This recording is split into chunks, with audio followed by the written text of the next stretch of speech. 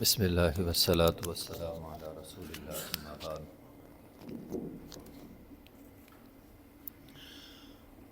یہ صفحہ نمبر ہے 240 اور آیت نمبر ہے 50۔ اعوذ باللہ من الشیطان الرجیم، بسم اللہ الرحمن الرحیم۔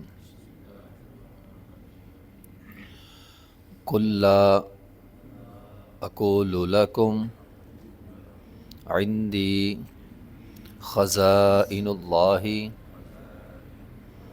ولا اعلم الغیب ولا اقول لکم انی ملک ان اتبع الا ما یوحی الی قل هل یستوی الاعمی والبصیر افلا تتفکرون۔ قل کہہ دیجئے، لا اقول لکم نہیں میں کہتا تمہارے لیے، عندی کہ میرے پاس، خزائن اللہ اللہ کے خزانے ہیں۔ میں یہ بات نہیں کہتا کہ میرے پاس اللہ کے خزانے ہیں۔ ولا اعلم الغیب اور نہ ہی میں یہ بات کہتا ہوں کہ میرے پاس غیب کا علم ہے۔ ولا اقول لکم انی ملک اور نہ ہی میں یہ بات کہتا ہوں تمہارے لیے کہ میں فرشتہ ہوں۔ ان اتبع نہیں میں پیروی کرتا الا ما یوحی الی مگر اس چیز کی جو میری طرف وحی کی گئی ہے۔ قل اے پیغمبر آپ کہہ دیجئے، هل یستوی الاعمی والبصیر کیا اندھا اور دیکھنے والا برابر ہو سکتے ہیں؟ افلا تتفکرون تم غور کیوں نہیں کرتے؟ مشرکین مکہ نبی علیہ الصلاۃ والسلام سے طرح طرح کے معجزات کا مطالبہ کرتے تھے۔ اس کے جواب میں یہ آیت کریمہ آئی کہ اے پیغمبر آپ ان کو کہہ دیں میرے پاس کوئی خزانے نہیں ہیں کہ میں تمہارے معجزات کا جواب دوں، تمہارے مطالبات کا جواب دوں۔ نہ میں غیب جانتا ہوں۔ وہ نبی علیہ الصلوۃ والسلام کے پاس آتے تھے اور یہ میری چوری ہو گئی ہے، بتائیں کس نے کی ہے؟ فرمایا میں غیب نہیں جانتا۔ کوئی آتا اور کہتا جی میرا باپ کون ہے؟ نبی علیہ الصلوۃ والسلام سے اگر دور جاہلیت تھی، زنا عام تھا، تو لوگ آ کر پوچھتے تھے میرا باپ کون ہے؟ تو فرمایا میں غیب نہیں جانتا بھائی۔ فرمایا نہ ہی میں فرشتہ ہوں جسے کوئی حاجت نہ ہو، تو میں ان اتبع الا ما یوحی الی میں وہ ہوں جس کی طرف قرآن وحی کیا گیا ہے۔ اس آیت کریمہ کے اندر سب سے پہلی چیز ہے خزائن اللہ۔ انبیاء کے پاس خزانے نہیں ہوتے۔ یہ صرف ہمارے نبی کی بات نہیں ہے، تمام انبیاء کی بات ہے۔ کسی بھی نبی کے پاس کوئی خزانہ نہیں۔ اس لیے جب بھی سوال کرنا ہو، جب بھی مانگنا ہو تو اللہ تعالیٰ سے مانگتے ہیں۔ عبداللہ بن عباس رضی اللہ عنہ فرماتے ہیں میں چھوٹا سا بچہ تھا، نبی علیہ الصلوۃ والسلام نے مجھے پکڑا اور چند نصیحتیں کی۔ ان میں سے ایک یہ تھی کہ اے عبداللہ جب بھی مانگنا ہے اللہ سے مانگنا ہے، فاسأل اللہ اللہ سے سوال کرنا ہے، جب ضرورت پڑ جائے اللہ سے مانگنا ہے۔ یہ خود نبی علیہ الصلوۃ والسلام بتا رہے پاس بیٹھے ہوئے، یہ نہیں کہا مجھ سے مانگ لینا، کہا اللہ سے مانگنا ہے۔ تو انبیاء کے پاس خزانے نہیں ہوتے، جب بھی سوال کرنا ہے اللہ سے کرنا ہے۔ ایک حدیث میں ہے نبی علیہ الصلوۃ والسلام نے فرمایا اپنی ہر ضرورت اللہ سے مانگو، حتیٰ کہ جوتے کا تسمہ ٹوٹ جائے وہ بھی اللہ سے مانگو، وہ بھی اللہ سے مانگنا ہے، کسی اور سے نہیں مانگنا۔ ایک آدمی کو نبی علیہ الصلوۃ والسلام نے یہ کہتے ہوئے سنا کہ اس نے کہا جو اللہ چاہے اور اس کا رسول چاہے۔ نبی علیہ الصلوۃ والسلام نے فوراً ڈانٹ دیا، فرمایا نہیں تو مجھے اللہ کے ساتھ ملا رہا ہے، نہیں جو اللہ چاہے وہ ہوگا۔ تو بات یہ ہے کہ خزانے صرف اور صرف اللہ کے پاس ہیں، اللہ تعالیٰ سے مانگنے چاہیے۔ نمبر 2 ولا اعلم الغیب، غیب کا علم۔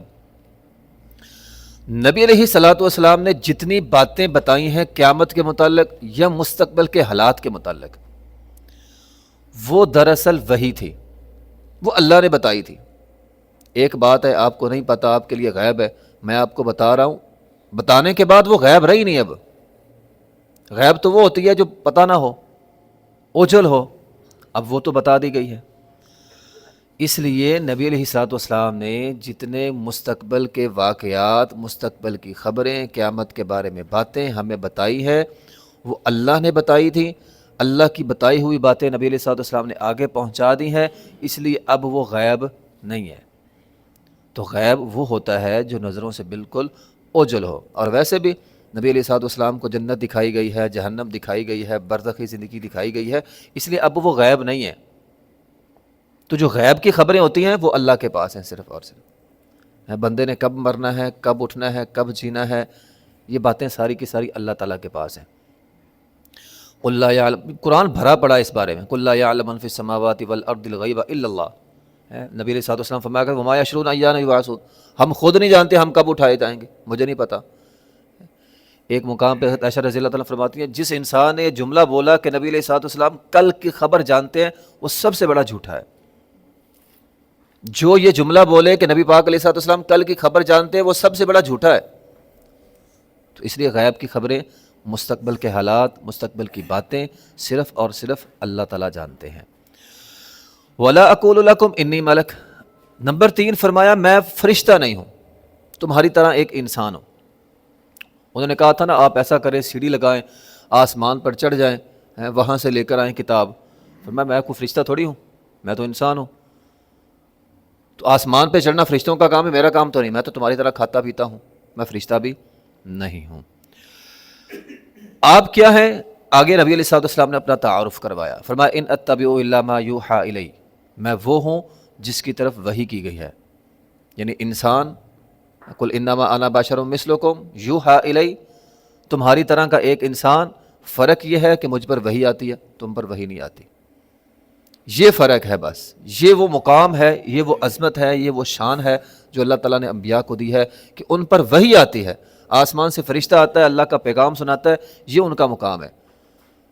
فرمایا ان اتبع الا ما یوحى الی، مجھ پر وحی آتی ہے اور تم پر وحی نہیں آتی۔ قل هل یستوی الاعمی والبصیر، تو بہرحال محترم بھائیو، ہمارے لیے یہ بات سمجھنے والی ہے، وہ یہ ہے کہ وحی آتی ہے انبیاء پہ، اور وحی کے اندر قرآن بھی ہے، وحی کے اندر نبی علیہ الصلوۃ والسلام کی سنت بھی ہے۔ تو نبی علیہ الصلوۃ والسلام کی حدیث اور قرآن دونوں وحی ہے، اور یہی ایک امتیاز ہے کہ اللہ تعالیٰ نے انبیاء کو شان دی ہے۔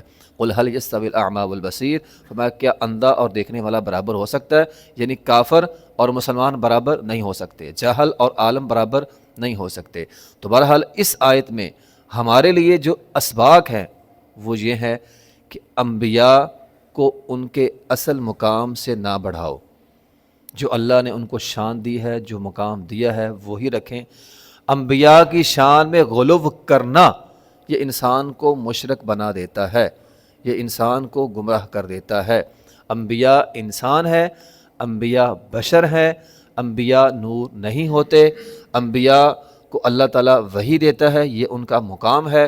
نبی علیہ الصلوۃ والسلام نے فرمایا تھا اے لوگو، یعنی امت محمدیہ کو مخاطب کر کے، تم مجھے عیسائیوں کی طرح، کہ جس طرح عیسائیوں نے عیسیٰ علیہ الصلوۃ والسلام کا مرتبہ اور مقام بڑھا دیا تھا، ان کی شان میں غلو کی تھی، ان کو اللہ کا بیٹا کہا تھا، فرمایا میرے بارے میں تم نے ایسا نہیں کرنا، میں اللہ کا بندہ، عبدہ و رسولہ، اللہ کا بندہ ہوں اور اللہ کا رسول ہوں۔ نمبر 2، اس آیت سے ہمیں یہ بھی پتہ چلا کہ انبیاء کرام اور خاص کر ہمارا نبی علیہ الصلوۃ والسلام سے کوئی بھی ایسا مطالبہ نہیں کرنا جو ان کی طاقت سے باہر ہے۔ مثال کے طور پر دینا ہے نا، یہ اللہ کا کام ہے دینا، انبیاء کا کام نہیں ہوتا دینا۔ انبیاء کا کام ہوتا ہے ہدایت کا راستہ دکھانا، یہ ڈیوٹی بیان ہوئی ہے اس آیت کے اندر۔ فرمایا میری ڈیوٹی یہ ہے کہ مجھ پر وحی آتی ہے، ہدایت کا راستہ دکھانا میری ذمہ داری۔ ہاں وہ پوچھیں ہدایت کا راستہ کون سا ہے، فرمایا وہ ہم بتاتے ہیں، وہ قرآن بتاتا ہے، وہ حدیث بتاتی ہے، ٹھیک ہے۔ لیکن انبیاء کا کام یہ نہیں ہے کہ وہ کسی کو اللہ کے اختیارات نوازنے شروع کر دیں۔ جو کام اللہ کر سکتا ہے، اولاد اللہ دے سکتا ہے، حاجت روا، مشکل کشا، یہ سارے کام اللہ کر سکتا ہے، تو فرمایا یہ کام اللہ نے کرنے، یہ اللہ کی ذمہ داری ہے۔ تو انبیاء کی شان میں غلو کرنا۔ اسی طرح آج کل لوگ کیا کرتے ہیں، نجومیوں کے پاس چلے جاتے ہیں غیب کی خبریں معلوم کرنے۔ وہ نبی علیہ الصلوۃ والسلام کے پاس آتے تھے نا، چوری بتاؤ کس نے کی ہے، میرا باپ کون ہے۔ آج کل لوگ نجومیوں کے پاس چلے جاتے ہیں۔ نبی علیہ الصلوۃ والسلام نے فرمایا جس انسان نے نجومی کے پاس چلا گیا، جا کر اس سے غیب کی خبر معلوم کی، اس کی 40 دن کی نماز نہیں ہوتی۔ اپنا ہاتھ دکھانے لوگ چلے جاتے ہیں، قسمت کا ہاتھ، خود وہ فٹ پاتھ پہ بیٹھے ہوتے ہیں اور لوگوں کے قسمت کے حالات، ابھی اپنا دیکھ لے تو، تیری اپنی دکان فٹ پاتھ پہ ہے اور ہم جا کر اس سے اپنا ہاتھ دکھاتے ہیں. تو جس نے ہاتھ دکھایا اس کی 40 دن کی نماز نہیں، اور جس نے تصدیق کر دی بھی جو تو نے کہا سچ کہا، فرمایا اس نے کفر کیا. تو یہ انسان کو کافر اور مشرک بنا دیتا ہے یہ کام، کسی کے پاس جا کر اپنے غیب کی خبریں معلوم کرنا. تو غیب کا علم صرف اور صرف اللہ جانتا ہے. فرمایا جس بھی چیز کی ضرورت ہو اللہ سے مانگو، حتیٰ کہ جوتے کا تسمہ ہے وہ بھی اللہ سے مانگو. تو اللہ تعالیٰ سے ہمیں مانگنا چاہیے. وآخر دعوانا الحمدللہ رب العالمین.